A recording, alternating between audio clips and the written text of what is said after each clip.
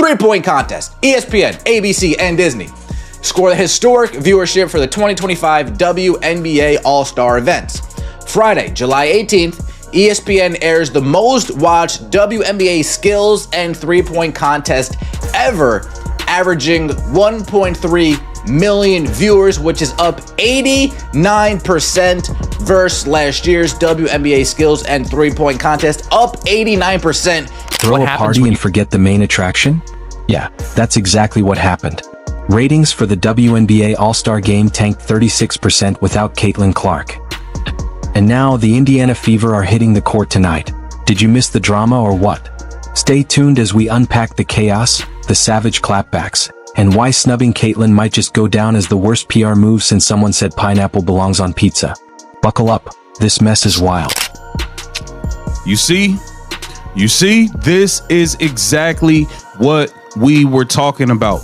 WNBA All-Star ratings are in for 2025, and it is down 40%. 40% from last year. That's bad. That is really bad. We already watched the ticket prices drop by more than 50% because Caitlin Clark was not playing. This is bad news for the WNBA, and this should be a wake-up call. This should be a straight-up wake-up call. The WNBA tried to pull a fast one. Like the 36% All-Star ratings drop never happened, just a pizza stain on white pants. Suddenly, 2024 doesn't exist. Data vanishes. Media kits go vague. Press releases read like last-minute college essays. If you ask them, 2024 is just a theory, a ghost, a glitch in the matrix. WNBA All-Star Weekend ratings are here. They have arrived. We have the skills challenge, we have the three-point contest, and we have numbers for the most exciting, entertaining, overwhelmed with joy WNBA All-Star Game we have seen in quite some time. We have ratings for that disaster as well. Let's be real. They know exactly what happened when Caitlin Clark got left off the All-Star roster. They felt it in their wallets, their pride, and the eerie silence where fanfare used to roar. Now, instead of owning it, they're scrubbing the evidence like a mob movie crime scene. No charts, no graphs, just vibes. Many of you have probably been waiting on this, as have I. But the WNBA All-Star Game ratings have come out, and all I could think of right off the bat was 4 little letters. F-A-F-O. F around and find out. You bleep around and find out what this league looks like without Caitlin Clark being involved in your biggest events. Kathy Engelbert, this should be a perfect example of why you need to get your officiating cleaned up, and you need to have a talk with your players in the league. And right in the middle of this chaos, who lands a primetime sit-down with Caitlin Clark? Sue Bird. Yep, the same Bird who's been low-key running the anti-hype committee ever since Clark started breaking records like they were toothpicks.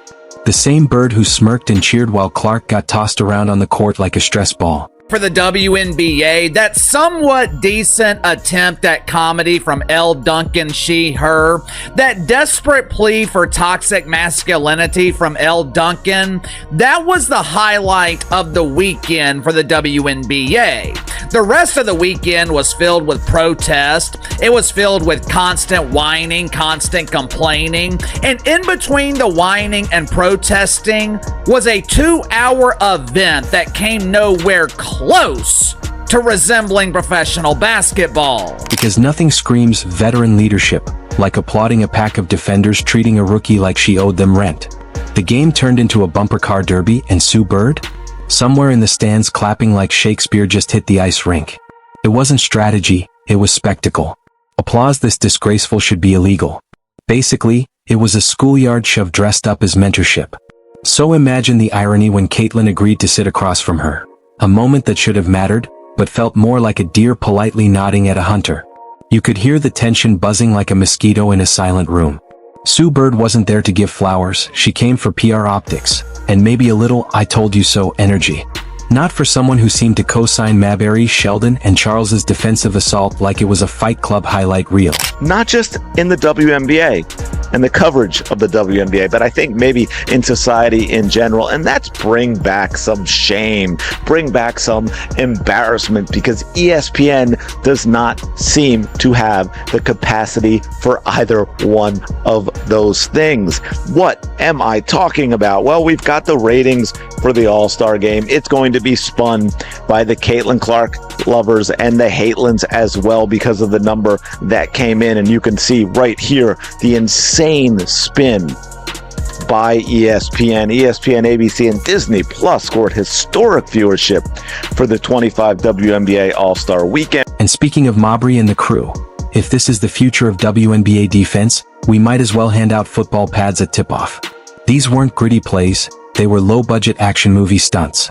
Elbows, body checks, passive-aggressive shrugs, amateur hour with a side of pettiness. And there's Bird, sipping chaos like it's a bottomless mimosa brunch. Then comes the Indiana Fever drama. Because apparently it's not enough that Caitlin Clark deals with targeted aggression and legacy player shade, she also has to co-star in the league's most awkward pairing, Caitlin and Stephanie White. If basketball chemistry were a science project, this one already exploded and set the table on fire. It's not a mismatch, it's a miscalculation disguised as coaching. Even the popcorn vendors are whispering about how off everything feels. When your best player is being treated like the third option in her own offense. Yeah, something isn't just off, it's upside down. Ticket prices dropping, and now you see the show, the ratings fell tremendously. And it was an awful game. So that large percent of people who did not watch, they probably had a better Saturday than everybody else. We just got to be real. It was a glorified 4-point shooting contest in a layup line. It was terrible. It was a terrible product. And you guys should have taken it personal to show the world what you can do and show the world you are more than just Caitlin Clark. Stephanie White's system?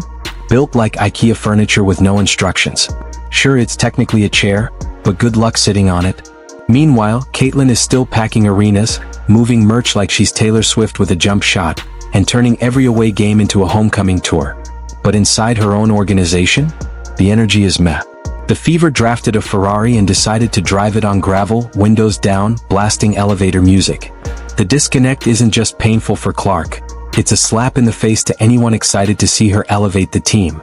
Fans want fireworks, the coaching staff wants basketball purity.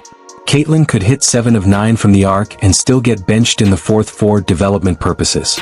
That's not strategy, that's sabotaging khakis. It's like watching someone try to downplay a tidal wave. The league's biggest draw is out here getting tripped, elbowed, and iced out, while veterans throw shade from the sidelines and coaches act like she's just another player. Delusional.